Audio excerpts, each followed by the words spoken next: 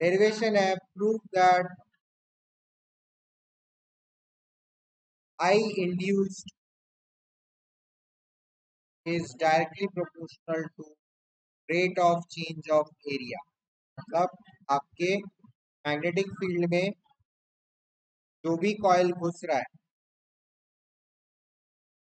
वो अगर uniform velocity से घुस रहा है तो उसका कितना एरिया कितने टाइम में मैग्नेटिक फील्ड के अंदर आ रहा है।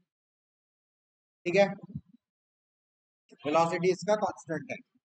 रेक्टेंगल के केस में DA by D T constant रहता है, लेकिन सर्कल के केस में या ट्रायंगल के केस में DA by D T different रहता है।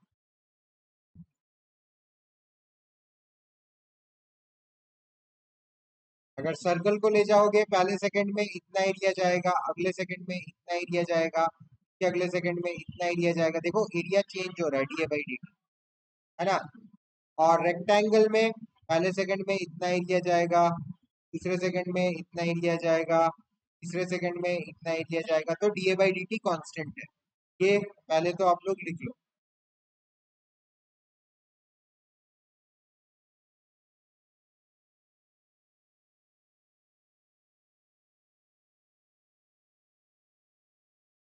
हम लोग ये प्रूफ करने वाले हैं क्यों होता है ये I induced proportional to d by D t क्यों होता है। आई इंड्यूस का हमने कल फॉर्मूला पढ़ा, minus N by R. N was number of turns, R was resistance, D phi by D T. ठीक था। अब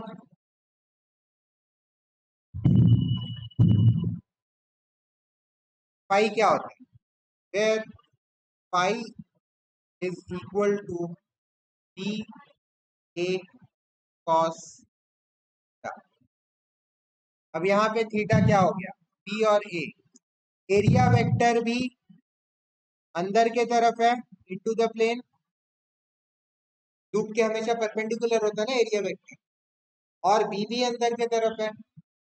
तो थीटा या तो 0 होगा या तो 180 होगा, डिपेंड करता है। अभी थीटा 0 ले लेते हैं, ठीक है।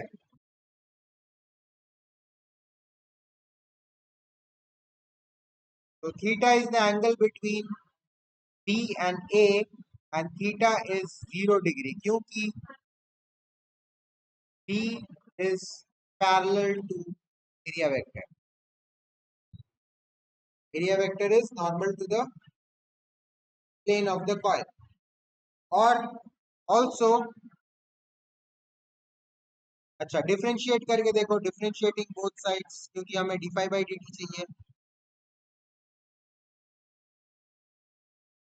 तो मेरा d phi by D t हो जाएगा, अब देखो बी तो कांस्टेंट है मैग्नेटिक फील्ड, बी बाहर आ गया, कॉस थीटा कॉस 0 1 हो गया, वो तो रहा ही नहीं।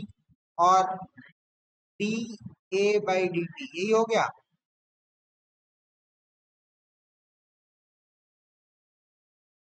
इसको अगर मैं डिफरेंशिएट करूंगा, बी कांस्टेंट है बाहर आ गया, कॉस थीटा कॉस 0 हो गया 1 हो गया, वो तो रहा ही नहीं इक्वेशन में, और एरिया बचा D A by D T.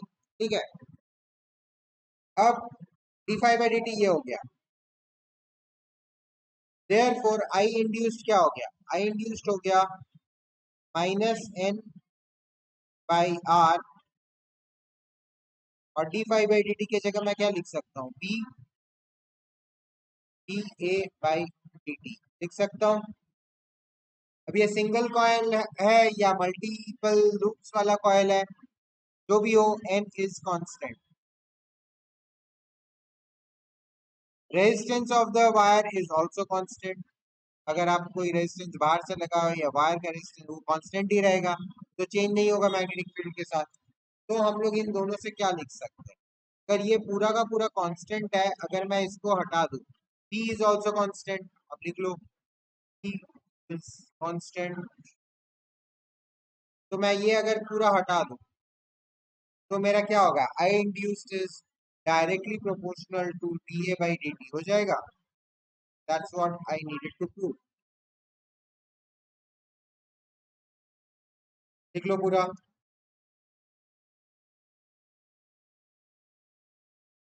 तो इसका मतलब क्या हो गया? इसका मतलब ये हो गया